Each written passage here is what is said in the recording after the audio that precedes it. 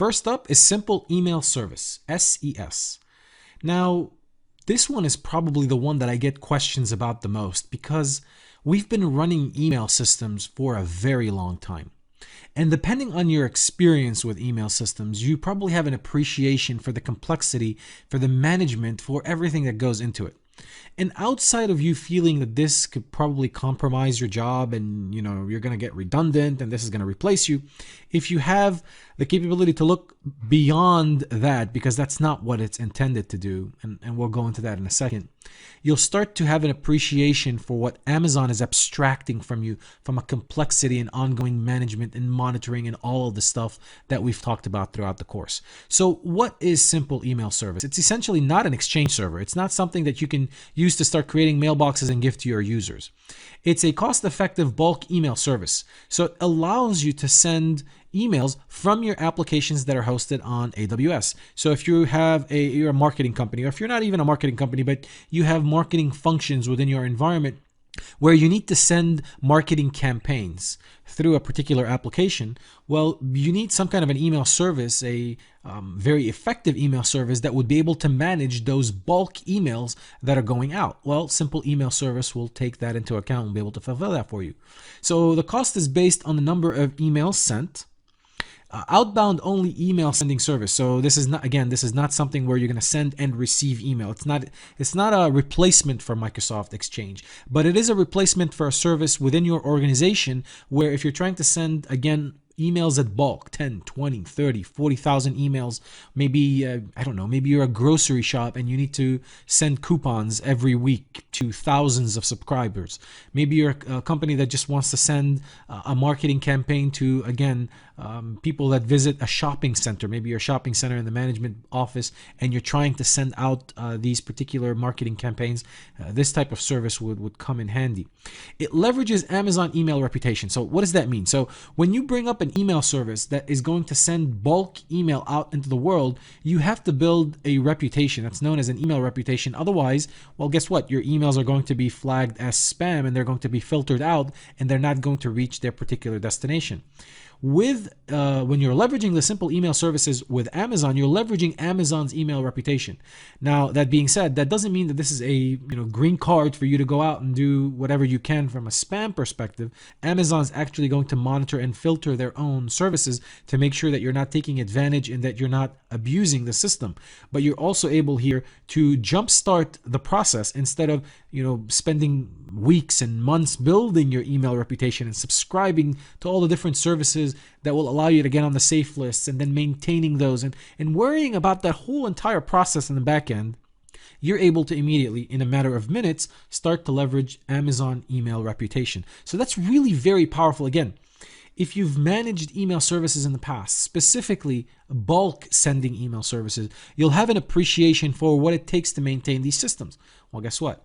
Using Simple Email Services with Amazon, now you can again leverage this type of technology without necessarily having to stand up an infrastructure. You are initially limited to about 10,000 emails a day. You're able to send 5 emails per second. You're able to up that. You'll be able to contact Amazon, after a while, and say, hey, I need to send more, and there'll be a bunch of justifications that you need to do. But you're able to send more if you need to. But initially, you're limited to 10,000 emails a day. So that's the Simple Email Service.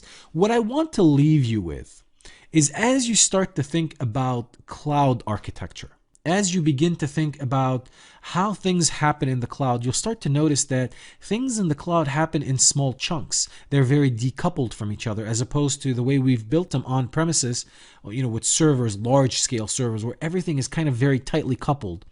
In the cloud, there's something known as the service-oriented architecture where, not everything is on the same box, not everything is on the same server, but you're able to call on different services as you need them. So if you need email services, you're able to make the call from the application to that email service. If you need database services, you're able to make the call to the database services and provision more database services. If you need more instances, you're able to spin up more EC2 instances, as opposed to on-premises where we probably had a lot of these systems on the same server. In the cloud in general, and in Amazon in particular, you have all of these services that are independent from each other, but can integrate into one another in order to extend the service. And this is a perfect example of a simple email service. If you have your instance on EC2 and it requires some form of bulk email service, well, guess what? The simple email service is a couple of clicks away. You no longer have to bring up those email services within another instance and configure that. You configure it directly against the email service that AWS is offering you. That's the whole mentality of a service-oriented architecture, or SOA. It gets a lot more complicated, but again, I'm trying to summarize it here and make some sense out of why you have all of these decoupled services that are available out there. Next up is the simple queuing service, or the simple queue service, otherwise known as SQS. SQS is also very cool, and we just finished talking about this idea of decoupling things and being able to leverage services whenever you need them. Well, the simple queue service kind of falls in that category. When your application is trying to communicate with another application and it's sending that other application data streams, everything's fine because that other application is able to process the data immediately. But if for whatever reason your application is sending data and the receiving application or the receiving end isn't able to process them as fast, maybe the application that you're sending from has faster processors and memory and better hardware and is able to create a lot of messages and send them over, but the receiving end is slower processor and is unable to process these messages as quickly as possible. What do you do? Well, as a developer, you have to create something known as the queue within your application so that these messages are stored in the queue and you're only sending what the receiving end is capable of processing at a given time in order for your application to not fail or data corruption to happen. Now, typically you would have to build that within your application and worry about, how much you can put in the queue and how big the queue can get, how much you're going to put in memory, how to not, consume all of the memory. So a lot of design goes into that and it's a lot of headache. Well, guess what? Here comes Amazon that says, you know what? Don't worry about queue services for your applications. I'm going to offer that to you as a service. When you need a queue, have your application point to me. It's a beautiful thing, isn't it? Again, back to that service-oriented architecture type of an environment. You need a queue. The queue is available to you. You just call on it. So it's fast, it's reliable, and it's scalable. We just talked about all of those. It's unlimited messages and queue size. Unlimited, folks. Now, would you be able to make that statement if you were doing this on your own? Maybe, but you would have to throw a lot of hardware, and in order to back that statement, you would have to constantly be throwing hardware and make your resizing and making sure the capacity is there. So with Amazon, again, we go back to that abstraction thing. They are abstracting all of this complexity. Don't worry about it. You just need a queue, right? I'm going to give you a queue with unlimited messages and queue size. I don't know how you can beat that proposition. Payload up to 256 kilobytes. So that message that you're sending, again, back to our example from application to application, can be as large as 250 kilobyte. Now, it's billed in chunks of 64 kilobytes. So if you're sending a single payload of 256 kilobyte, well, it will bill you in 4 chunks of 64 kilobytes. So that's how the billing happens, but the message queue can, the payload can go up to 256 kilobyte. Now, keep in mind, this is, again, the idea here is simple queuing service, right? So you're not going to be sending large files. You're not sending megabytes or gigabytes size files. These are small files, right? These are queue files that you're sending. So you have to keep in mind, again, the use case for these services. This is not a replacement for an S3 or a Glacier or any of that. This is a queue that's there to process these payloads that could be up to this particular size. Your first 1 million requests are free. Now, earlier on in the course, we talked about the idea that the free tier with Amazon is constantly being added to the bill. So it's constantly being credited from the bill. And this is kind of what I mean by that. So if you subscribe to the simple queuing service, at the free tier, you're getting 1 million requests for free. Well, once you start to pay, you've decided you want to subscribe and you start wanting to use this for production, your first million is still free. That is a thing that you get with the free tier. They're going to continuously credit that for you. So the first million is free. And then after that, the cost of using the service is essentially 50 cents per million SQS requests. 50 cents, folks. I mean, seriously, I know, it's just hard. It's just hard for me to fathom how much it would cost to maintain, to build something like this on our own?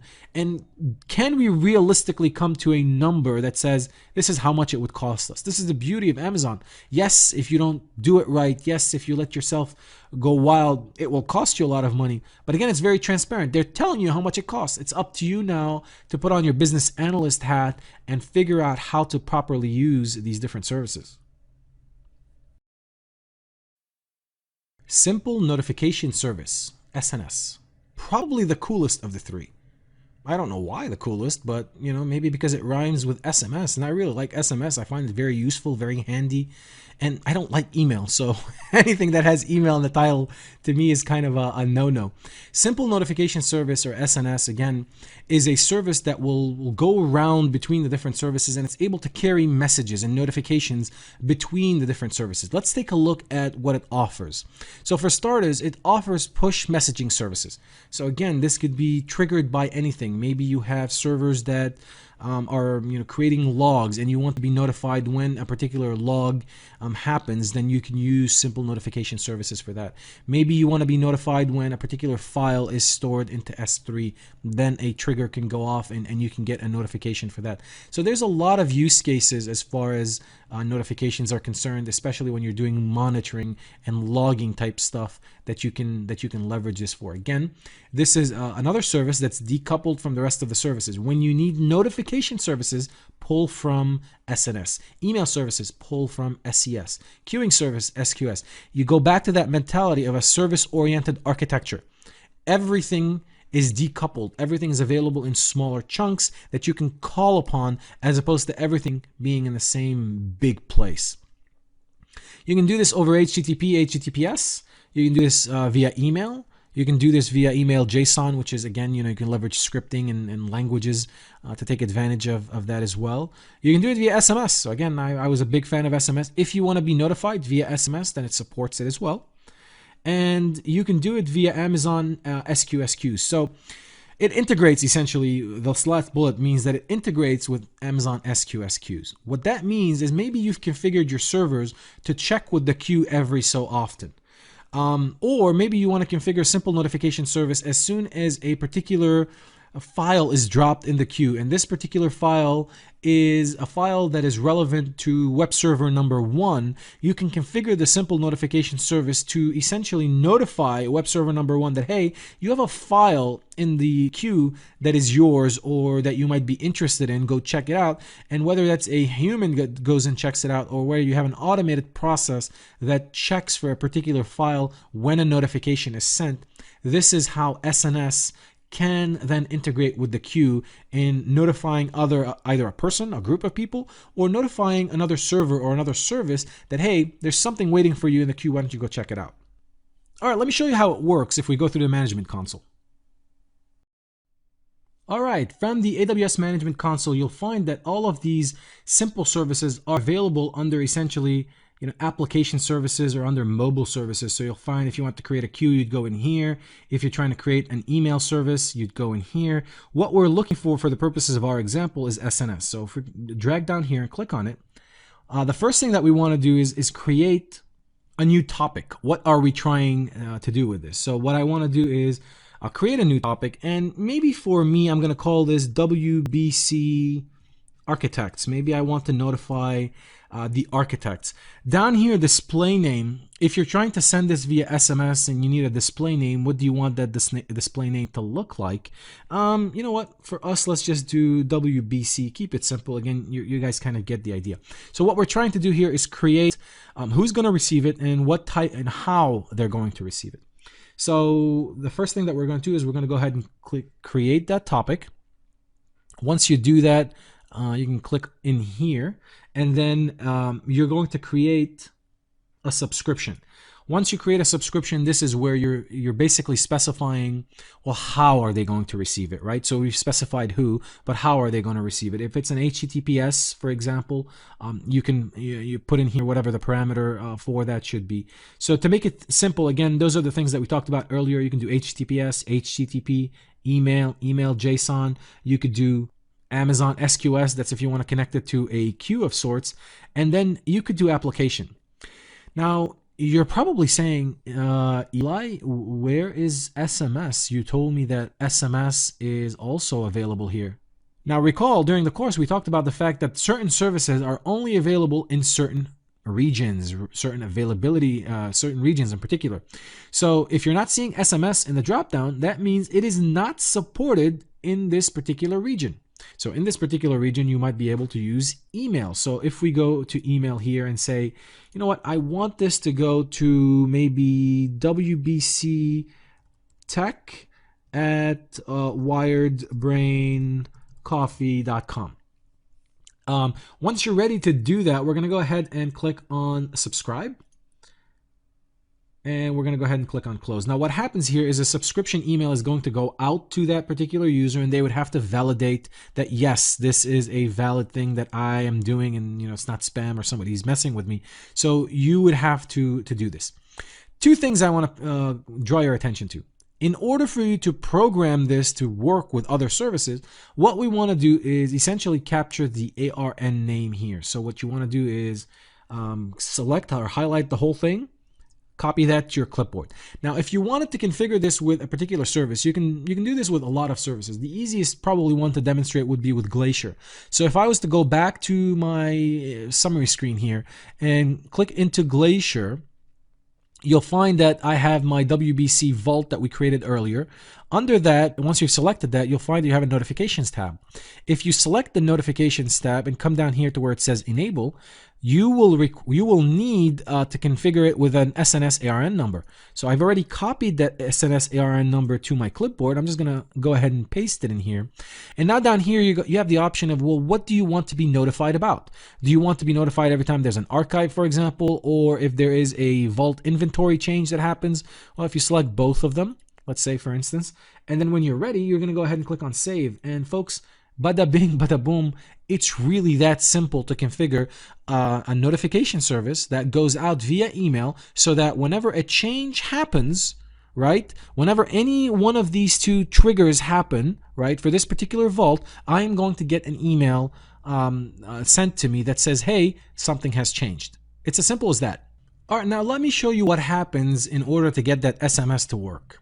Now, we're in the Oregon region. If I, from the drop-down menu, select the Virginia region, which is a region that will get most of the new services kind of out of the box, and we go up here and get the summary screen, if I scroll down here to SNS, and we go through this process again by adding a topic, and I'm going to go through this a little quick, just do WBC here, and we're going to do WBC for the display name as well, and we create it. And then we want to create a subscription from the drop-down menu. Voila, bada bing, bada boom. So this might be a service that's available right now in the Virginia region. At some point, it might trickle into some of the other regions so that it's available there as well. But at this point, this particular service is only available here. So if your application, or if for whatever reason you require specific SMS notification, then you would have to have your workloads available in the region, which goes back to the design. As you're designing your application and you've laid out all the requirements for your application, notification services is obviously going to be a bullet point in those requirements. And if SMS is a requirement, then that would dictate where your workloads are going to land in order for you to use this particular technology. Pretty cool, right? Let's go ahead and cancel out of here. Let's switch back to our presentation and recap what we've learned. I love to explain to people the difference between a service-oriented architecture and a traditional architecture that we've been building for the last 30 or 40 years. That just brings out the value of the cloud. It just brings out the value. It makes sense, right? Why would I build these massive things, right? Why can't I just consume what I need when I need it and decouple them? When you decouple things, you're able to provide better scalability and availability for each of these services, as outside of having to do these massive AS400 type, approaches to things, right? Now, that's the value proposition of cloud, and it's only it's only doable with a cloud because with cloud you have the ability to provision things very quickly, which is what happens. Now let's recap what we learned in this module. We started off by talking about simple email service. We talked about the fact that you can use your own email services if you want, but if you're trying to use bulk outbound email, well, then simple email service is perfect. You're leveraging the Amazon reputation, and you're able to abstract all the complexity of maintaining these types of systems and offloading that to Amazon. If you have an application, a marketing campaign, whatever that needs a bulk email send outbound service, then go ahead and use it. This is not a replacement for something like a Microsoft Exchange. It's not going to create mailboxes for your users. We then talked about the simple queuing service, simple queue service, and how you can also use this in conjunction with applications. So an application is going to communicate with another application by sending it data streams, right? By sending it data. Now, if the application is able to receive the data as fast as the application sending the data, then, well, there's no problem. But there are a couple of reasons why this could get complicated. First, well, maybe the receiving end has a, not as good of a hardware as the sending end, which means it's going to take longer to process. What happens then? Well, the sending end is going to be sending a lot more messages or data than the receiving end can receive, and as a result, you need some kind of a staging area or some kind of an area where they can sit, right? That area is the queuing service. Outside of the simple queue service, you would have to build that within the environment and within the application code to create that queue, and that queue will either leverage the hard disk, it's going to leverage the memory, how much to put in memory without consuming the entire memory of the server and crashing it. Someone has to maintain it. It just becomes very annoying. With the simple queue service, Amazon is saying, hey, how about you offload your queue to me? You've got unlimited queue and unlimited email data to send. Offload it to me. Don't worry about it. I will take care of it. If you need queuing services, I've got them for you. Just point your applications at me. Beautiful thing. And then simple notification services. Notifications are important. They're a crucial part of everything that we do. We need to be in the know. We need to be notified when something happens. That's as far as we're concerned, right?